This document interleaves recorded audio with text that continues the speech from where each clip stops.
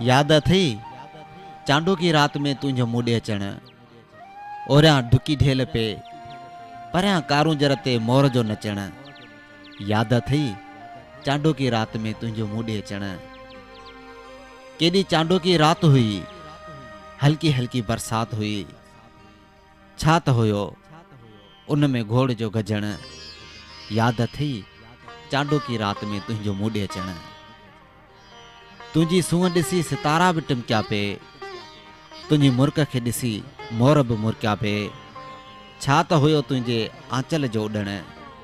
याद थी चांडो की रात में तुझो मुड़े अचण। तुझी चुणबुण ते ॼण चंग चुरिया पे, तुझे हथ जे इशारनि ते ॼण साज़ सुरिया पे। छा त हुयो तुझे छेर जो छिमकण। याद थी चांडो की रात में तुझो मुड़े अचण। चंड खे ॾिसण लाइ चकोर हीला पे हलाया, परियां बाबीअ के ख़ुशी जा गीत पे ॻाया। छा त हुयो उहो कोयल जो कूकण। याद थी चांडो की रात में तुझो मुड़े अचण। तुझे ज़ुल्फनि जी कारी घटाउनि में मुंहिंजो कंधु झुकियल हुयो तुझी ॿाहुनि में। छा त हुयो रूह जो रूह सां रचण। याद थी चांडो की रात में तुझो मुड़े अचण। के कारूंजर ते माल पे चरिया, के वलर वथाउनि वापसि पे वरिया। छा त हुयो छुड़नि जो छणकण। याद थी चांडो की रात में तुझो मुड़े अचण। किन सॾु ॾेई सरतीन खे गीत पे ॻाया, किन घोटनि जे घर ॾाज पे ठाहिया। छा त हुयो उन्हनि जो भर्त भरण।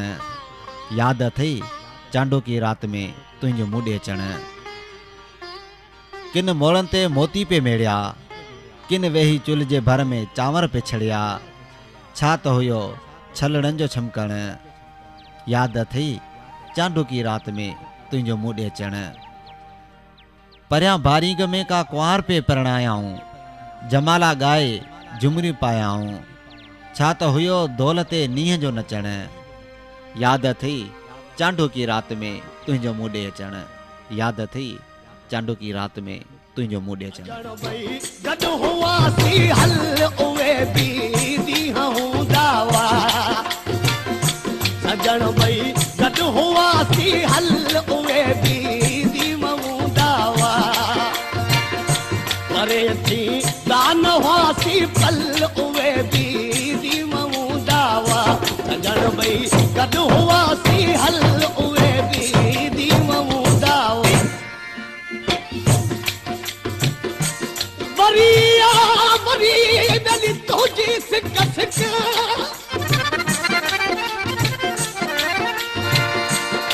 वरिया वरी तुझी सिक सिक।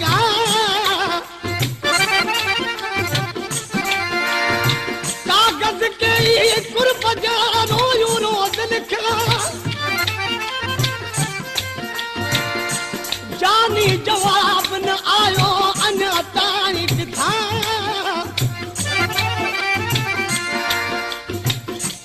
जानी जवाब न आयो अञा ताईं किथां। राहू रोज़ ॾिसां बेली अब अव्हां जे आसरे। ओ ला ओ ला ला ओ ला।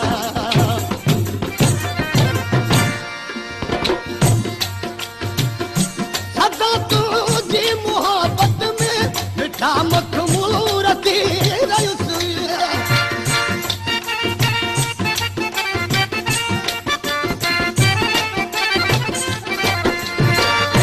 सदा तुझी मोहब्बत में मिठा मखमूर थी रहियुसि।